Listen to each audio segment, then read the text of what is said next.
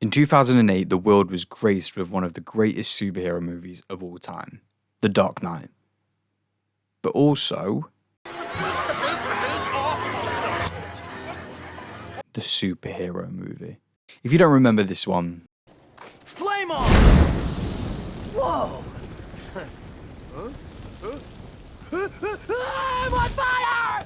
yeah, good for you. But today we're doing a deep dive into why the superhero movie flopped harder than a fish out of fucking water. By the early 2000s, spoof films had become a major trend in Hollywood.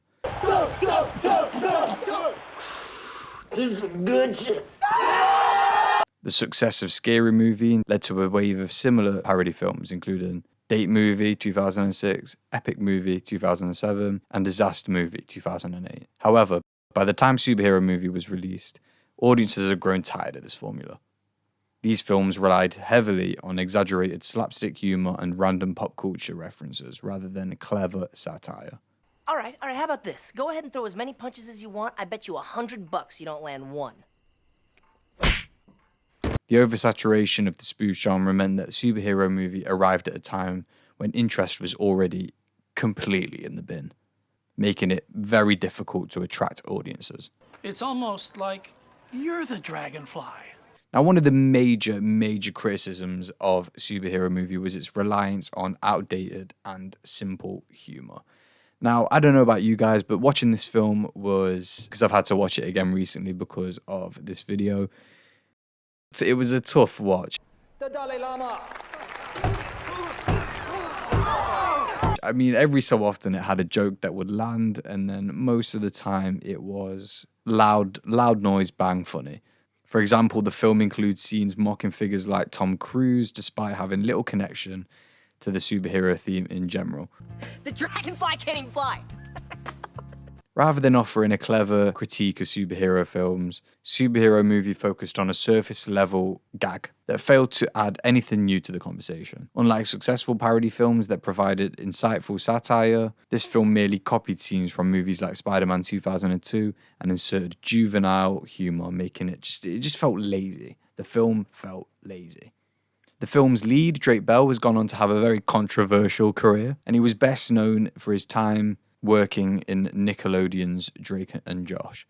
While yeah, he had comedic experience, his character Rick Riker was a blatant Peter Parker knockoff without any unique qualities.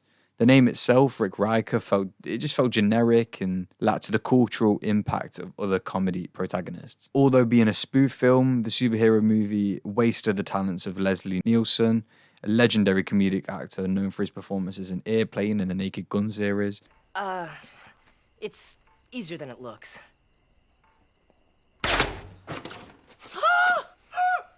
No, I don't think so. Instead of utilizing his strengths, the film reduced him to delivering unfunny one-liners. Now, in 2008, Iron Man and The Dark Knight introduced a more sophisticated and grounded approach to the genre, moving away from the campy, exaggerated styles of earlier films, such as Sam Raimi's Spider-Man's, the one that this movie pretty much intended to replicate. If superhero movie had been released in the early 2000s, when films like Spider-Man and X-Men were defining the genre, it might have been better received. However, by 2008, audiences wanted compelling superhero stories, rather than simplistic parodies. Also, superhero movie faced competition from Iron Man, which has given superhero movie a little bit more credit than it deserves. Iron Man was released just a few weeks later and dominated the box office, with superhero films evolving into a dominant force in Hollywood. A low-effort spoof just felt out of place. Now, ultimately, superhero movie failed because it arrived at the wrong time with the wrong approach. The decline of the spoof genre, outdated humor, weak character development, and the rapid evolution of superhero films all contributed to its poor reception. Now, had it been released earlier in the decade, it might have found more success. A great spoof does two things. It satirizes its subject and it elevates comedy beyond just references. So Austin Powers is a perfect example of this. It parodies James Bond, but it also creates iconic characters, clever dialogue, and hilarious genre subversions. Now, instead of satire in the superhero movie, we get things like this. Like Wolverine. Other mutants. It's the comedy equivalent of pointing at a Spider-Man poster and expecting you to just laugh. Now you can compare that to something like Airplane, previously mentioned. Austin Powers doesn't just copy James Bond, it deconstructs it. It asks, what if a swinging 60s spy was dropped into the modern world? Meanwhile, Superhero Movie just asks, what if we remade Spider-Man but added fart jokes?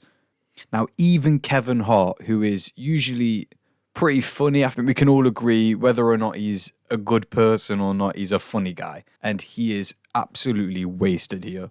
Now, let's say that Superhero Movie came out today, this year. The same concepts, the same way of doing things, and it came out today. It would look even worse compared to something like The Boys or Deadpool, which actually critiques the superhero genre. They understand the cliches, they play with them, and they add layers of humor. Superhero Movie just recreates them with bad CGI and shit jokes.